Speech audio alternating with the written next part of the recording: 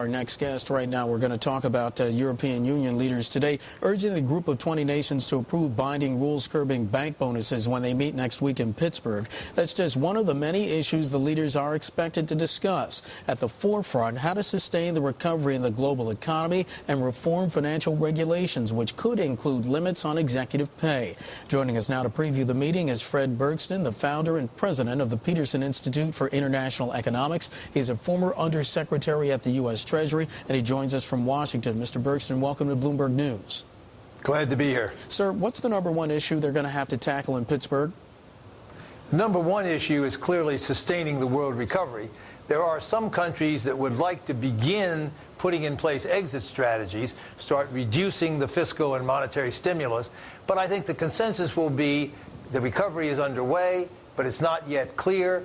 It's still somewhat fragile. Have to continue with the stimulus strategies. That will be the overriding issue, and I think that will come out successfully. Will one of the issues also be, as we've been hearing lots of calls here in the U.S., that some of these governments, including ours, are going to have to start formulating an exit strategy right now?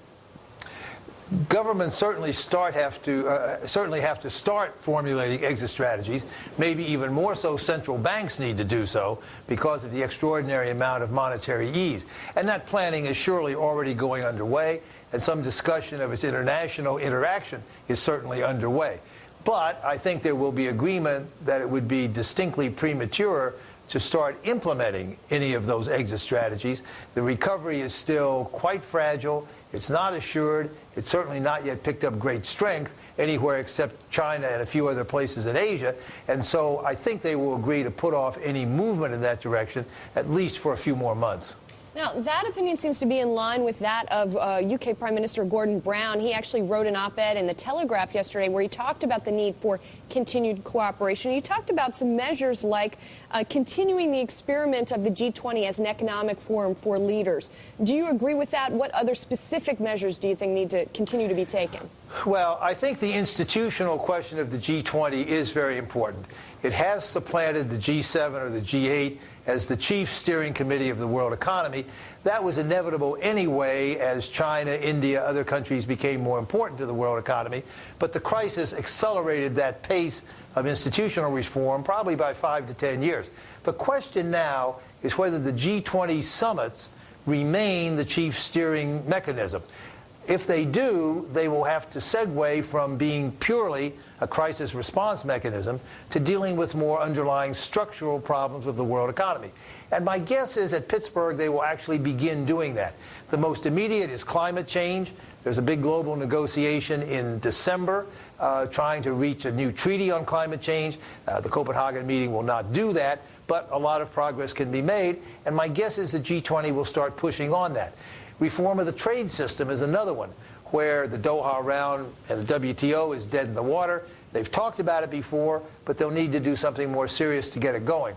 Longer run financial reform is, of course, critical as well. That means reform of financial regulation.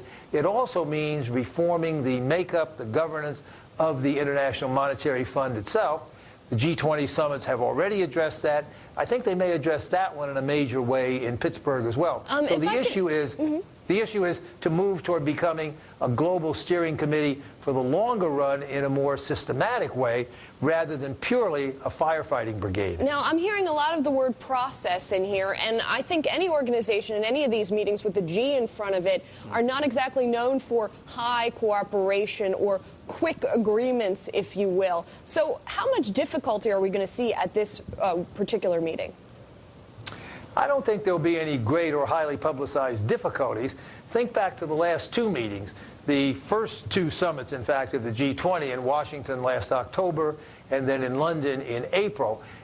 They did chart out pretty widely agreed strategies for coping with the global crisis, which on the whole have worked out pretty well.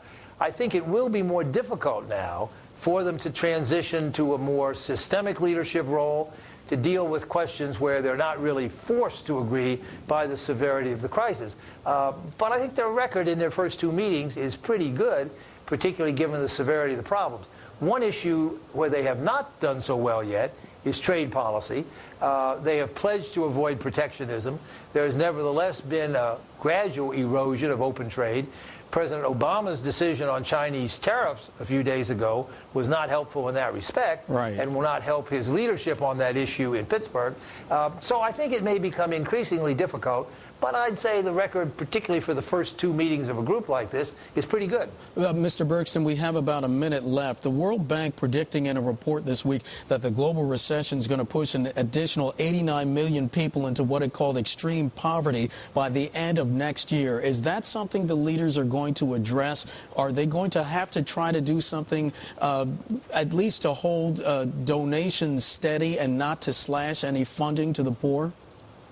Yes, but remember, the most important thing that the leaders can do to alleviate world poverty is to get the world economy growing again.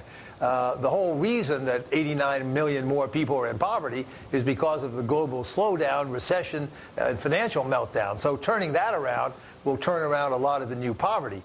In addition, keep the trading system open is crucial.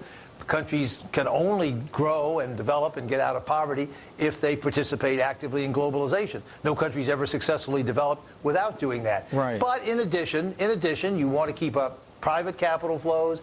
You certainly want to keep up foreign aid flows. Yep. You want to target some individual problems, and they'll do that as well. But it's the big global economic initiatives that will help primarily to eliminate poverty. And unfortunately, we're going to have to leave it there. Fred Bergsten, founder and president of the Petersen Institute for International Economics, joining us. Thank you so much.